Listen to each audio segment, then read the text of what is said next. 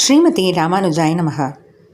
வசுதேவசுதம் தேவம் கம்சச்சாணூரமர்தனம் தேவகீ பரமானந்தம் கிருஷ்ணம் வந்தே ஜகத்குரும்.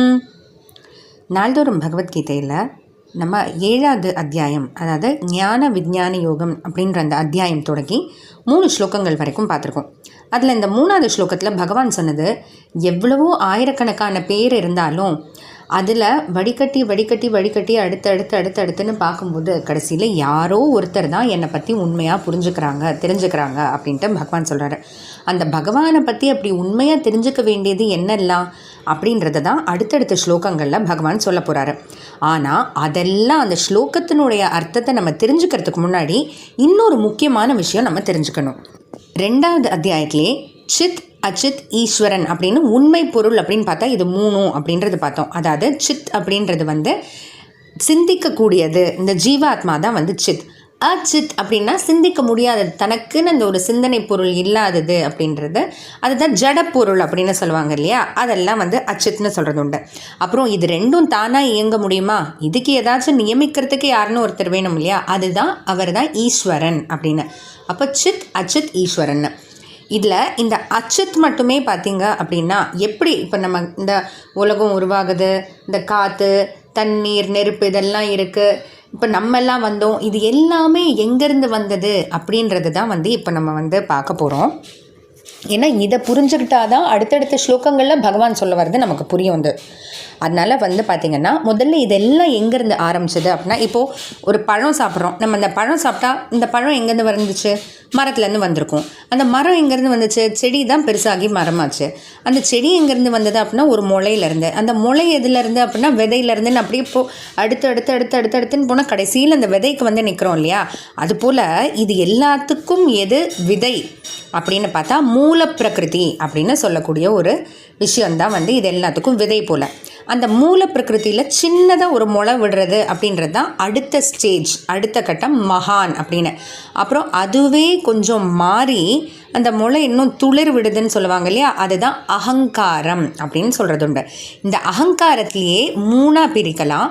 சாத்விக அகங்காரம், ராஜச அகங்காரம், தாமச அகங்காரம். இதில் ராஜச அகங்காரம் இருக்கு இல்லையா, இது சாத்விக அகங்காரத்துக்கும் தாமச அகங்காரத்துக்கும் உதவியாக இருக்கும். சாத்விக அகங்காரமும் தாமச அகங்காரமும் இன்னும் பிரியும். எப்படி அப்படின்னா, இப்போ சாத்விக அகங்காரத்துலேருந்து தான் நமக்கு கர்மேந்திரியங்கள் 5, ஞானேந்திரியங்கள் 5. இப்போ இந்த வார்த்தைகள்லாம் புதுசாக இருக்குது, இருந்தாலும் பொறுமையாக நம்ம பார்க்கலாம்.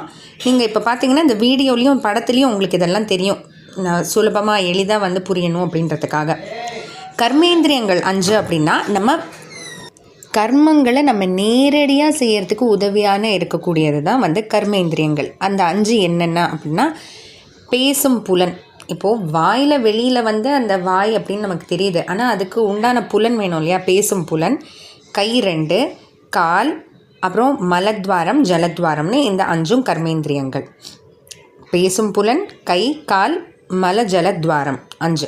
ஞானேந்திரியங்கள்னால் நம்ம வெளி விஷயங்களை கிரகிக்கிறதுக்கு தேவையான அந்த புலன்கள், காது, தோல், கண், நாக்கு, மூக்கு, இது 5ம். அப்போ கர்மேந்திரியங்கள் 5, ஞானேந்திரியங்கள் 5ம் சாத்விக அகங்காரத்துலேருந்து வருது.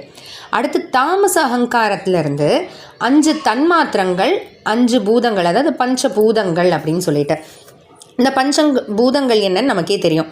ஆகாயம், காற்று, தீ, நீர், நிலம், இது 5 தான் பஞ்சபூதங்கள் நம்ம சொல்கிறது உண்டு இல்லையா. அதே போல் 5 தன்மாத்திரங்கள். ஏன்னா இப்போ இந்த ஒவ்வொன்றத்துக்கும், இப்போ இந்த ஆகாயம், காற்று, தீ அப்படின்னு சொல்லுவோம், ஒவ்வொன்றத்துக்கும் ஒவ்வொரு நேச்சர் இருக்கும், ஒரு இயல்பு இருக்கும். இப்போ ஆகாயம்ன்றதுக்கு என்னது, வெறும் இந்த ஒரு வெற்றிடம் அப்படின்னு பார்த்திங்கன்னா இந்த ஒலி கேட்கும் இல்லையா, அதுதான் அதனுடைய தன்மைன்னு சொல்லலாம். அடுத்து காற்றுக்கு என்னது, நம்ம காற்றை வீசும்போதே அப்போ நம்ம மேலே அப்படியே மென்மையாக ஒரு குளிர்ச்சியாக இருக்கும், இல்லை வெப்பமாக நம்ம உணர்றோம் இல்லையா, அப்போ தொடு உணர்ச்சி அதுக்கு தன்மை. அடுத்து தீ, நெருப்புக்கு அது பார்க்கும்போதே தகன்னு எரியுது நெருப்பு அப்படின்னு சொல்லுவாங்க, அப்போது உருவம், அந்த ஒளி.